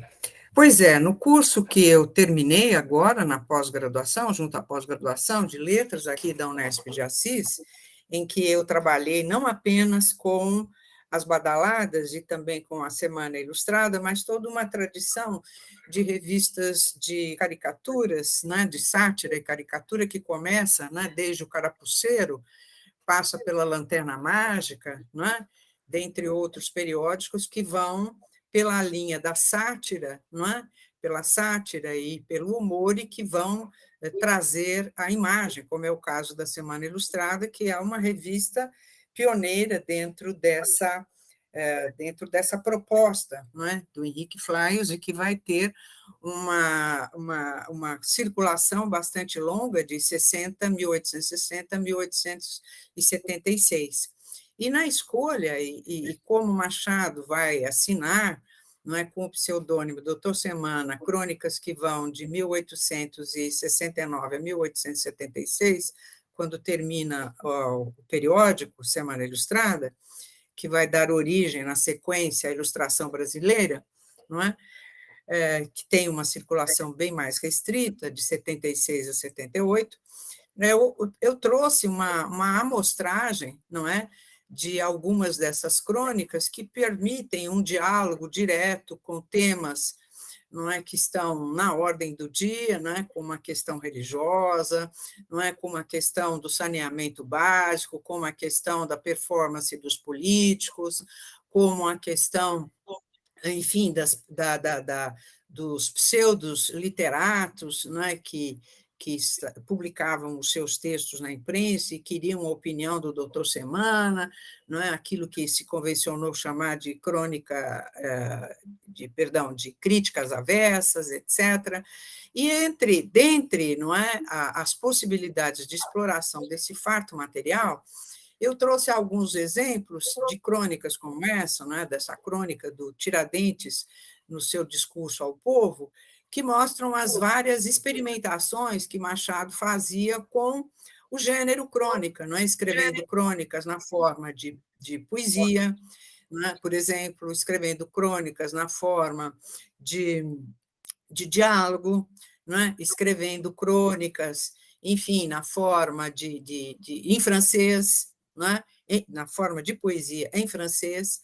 Então, eu penso, Marcos, que depende, né, do pesquisador que se arvore a percorrer esse território, que é bastante extenso, não é? E que permitem, não é, essas várias possibilidades de abordagem, né, desde o ponto de vista temático, mas com repercussão, inclusive, na fatura mesma do texto, e, inclusive, pondo em xeque, não é, as próprias características, vamos dizer assim, do gênero crônica, que lhe permite, nesse espaço que é a Semana Ilustrada, não é, fazer essas experimentações. Nós estamos num espaço em que a comicidade, não é, vamos dizer, uma espécie de salvaguarda para que Machado, não é, faça essas experimentações. Né? Então, é mais ou menos por aí, né, Marcos? Depende muito das leituras e dos projetos, né, que não é, de toda uma tradição, inclusive da própria sátira menipéia, não é, que foi evocada aqui pela Yasmin Ferreira, mas eu pensaria, sabe, Yasmin, ao lado da sátira menipéia, não é, que você aproxima do parasita, né, do parasita, sobretudo da mesa, há também uma tradição das fisiologias, não é, que Machado também explora nas aquarelas, né, que são esses estudos pseudocientíficos, né, sobre os organismos sociais e que a gente vai encontrar muito bem representada no Balzac, né, nesse trabalho, o Tratado da Vida Elegante, por exemplo, né, que foi também trazido para o curso, né, onde ele explora exatamente os vários tipos, não é, que povoam a cena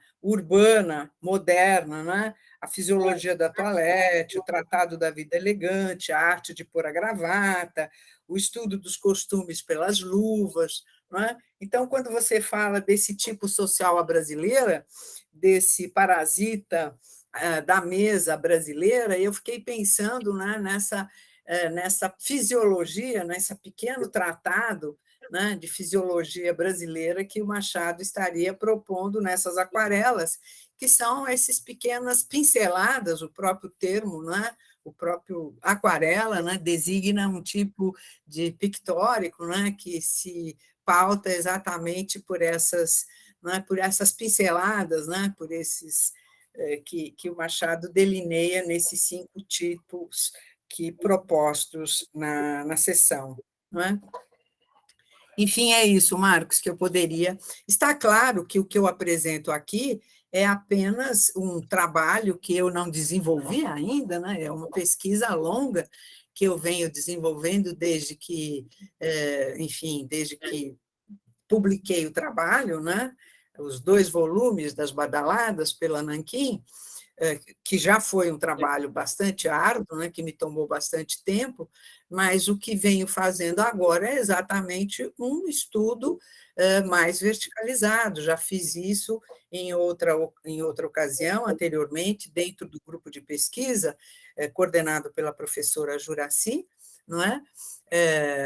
E agora aqui. Então, não tem um texto, como foi apresentado aqui pelos meus colegas, de uma certa forma já pronto, eu tenho algumas possibilidades, algumas investidas, né, num território que eu estou agora trabalhando, pesquisando mais verticalmente, né? Professora Juraci. Obrigado. Professora Silvia, Sim. eu fiquei. Realmente, o seu trabalho é magnífico, a reunião de todas aquelas crônicas e a identificação da autoria. A senhora traz uma enorme contribuição para os estudos sobre Machado de Assis. Mas eu fiquei extremamente curiosa em relação a possíveis desdobramentos da crônica sobre Tiradentes. Sim.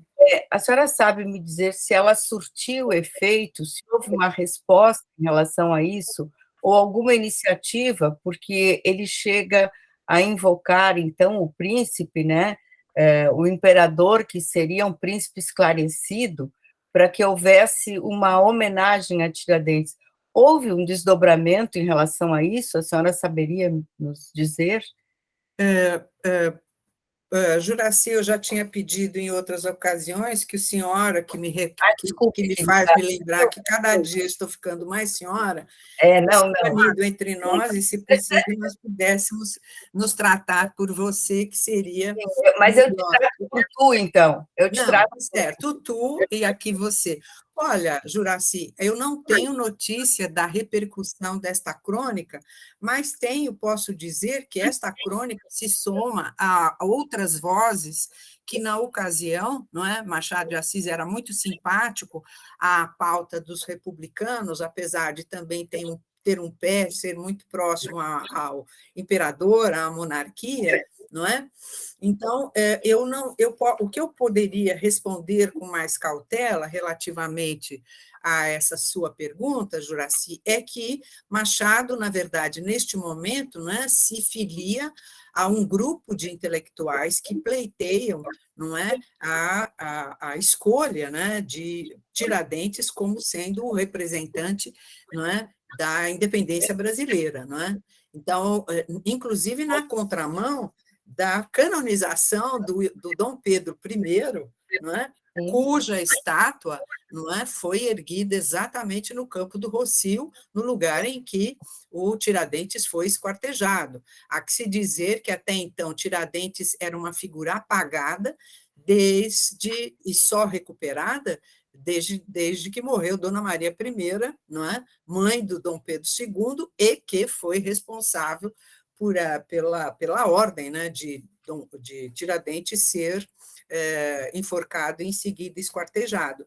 Não é? O que eu posso dizer, Juraci, seria mais ou menos com mais cautela relativamente a repercussão dessa crônica, não é, que é bastante...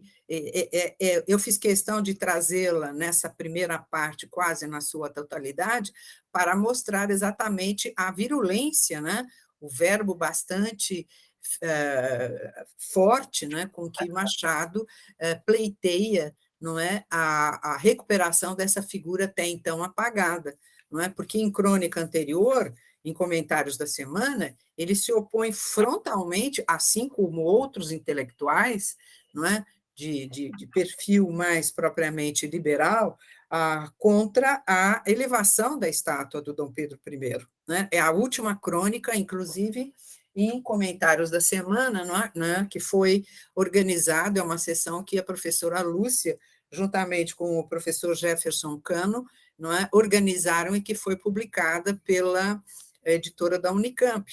Essa é a última crônica, e é uma crônica bastante violenta, em que Machado se manifesta contrário, né, vamos dizer assim, a canonização do Dom Pedro I, não é, como sendo o símbolo da independência brasileira, né?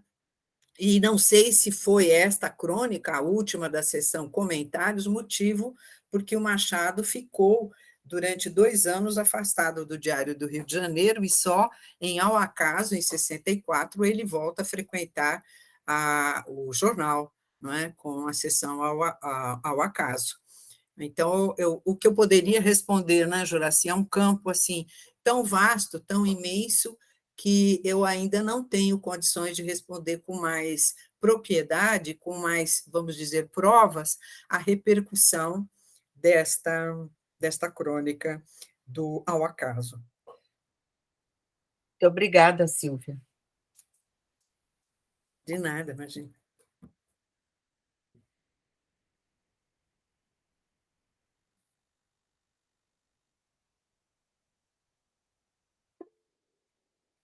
Guilherme. Ai, parece que eu estou coordenando. A gente vai ficando meio à vontade.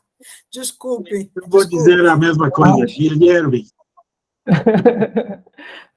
Bom, gostaria de agradecer a todas as exposições, foram muito, muito bacanas, muito interessantes.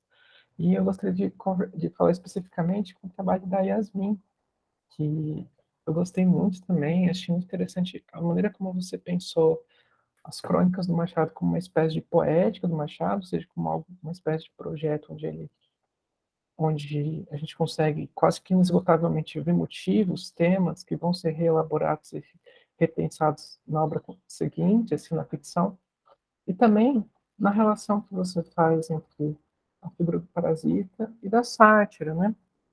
E eu fiquei pensando, eu até marquei aqui algumas coisas que você coloca como características dessa sobrevida satírica na obra do Machado, então, um questionamento genérico, estilo fragmentário, o caráter não moralizante.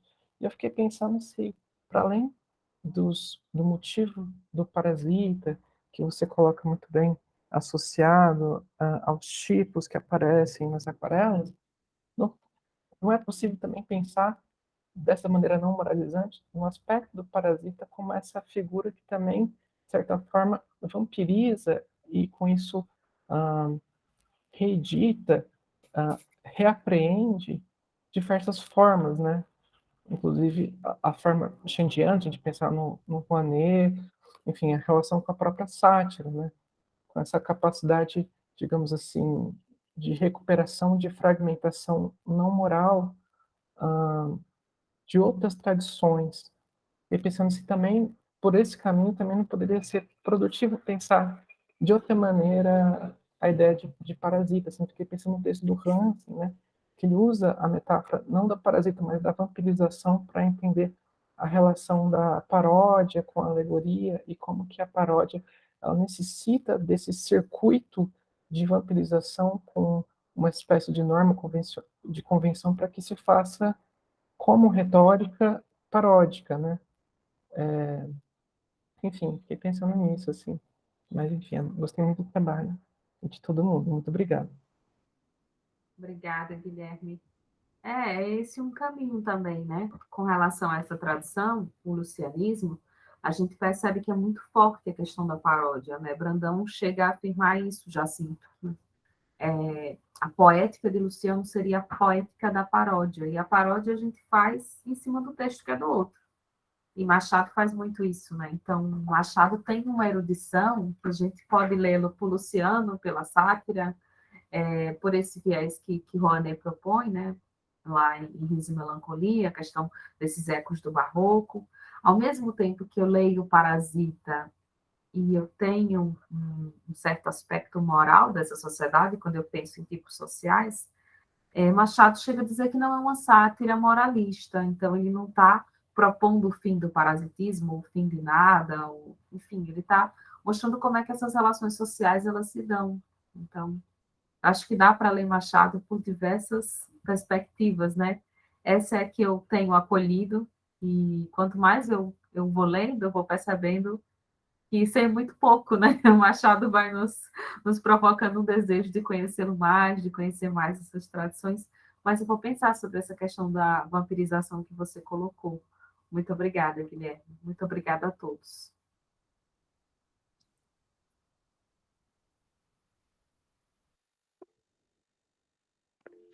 Juraci, Bom, eu gostei imensamente da tua exposição, acho que esclarece aquilo que não está dito em Instinto de Nacionalidade, quer dizer, afinal, o que é esse instinto? Ele trata, de certa forma, de uma psicologia social, né, dos indivíduos que são representados, e tu trazes tão bem, estabelecendo a relação com o malandro, e eu diria, por outro lado, com o Caxias ou com o burocrata, aquele do passo certinho, mas eu pergunto se seria possível estabelecer relação com a exposição da Yasmin, quando ela traz essa figura do parasita. De alguma forma, seria possível estabelecer a relação entre esse malandro que tu trazes com o parasita social que está representado e que a Yasmin discute aqui? Seria essa pergunta da possibilidade de sim, aproximação. é uma ótima pergunta. Olha, eu acho que há vários termos que chegaram a ser consagrados nesse discurso sobre a psicologia do brasileiro. O termo malandro, por exemplo, o termo jeitinho, o termo medalhão. E é interessante porque eu acho que podemos afirmar que Machado de Assis, se não inventou o termo medalhão, ele consagrou esse termo para representar um certo tipo de pessoa. Parasita também. E não são categorias fixas, há uma certa fluidez nessas categorias.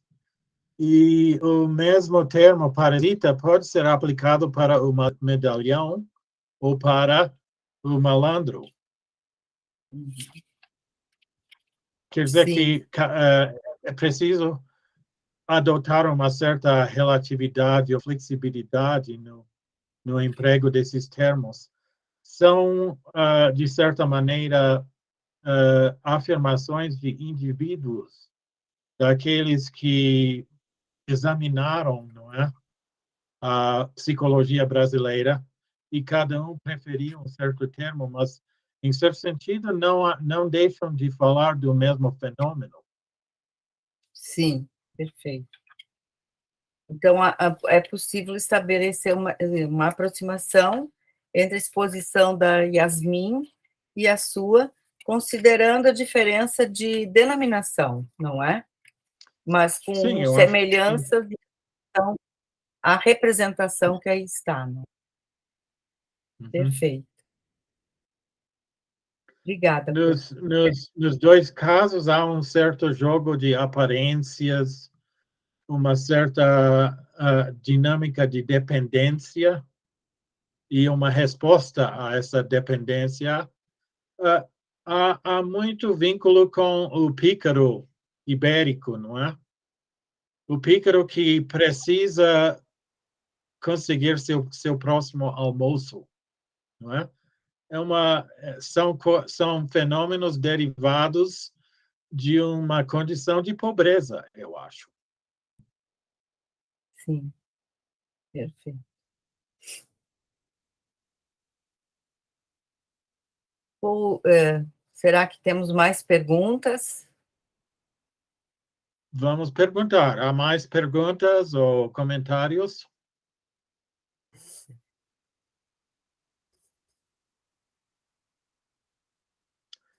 Parece que não. Então, vamos levantar a sessão.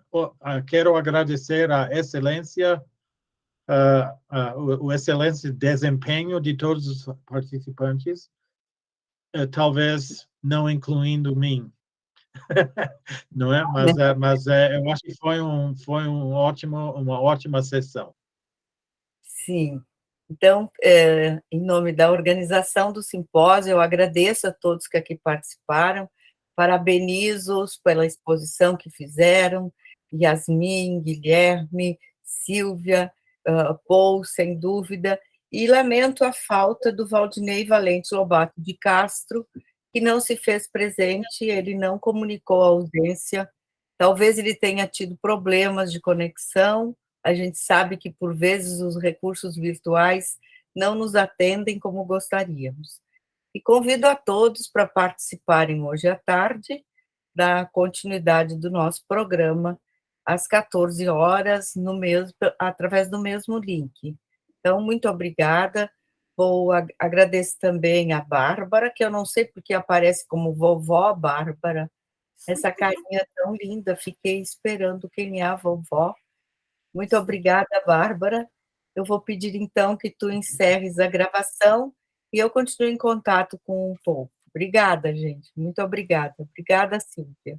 Obrigada. Obrigada. Foi muito lindo mesmo. Parabéns a todos, viu? Vou encerrar a gravação.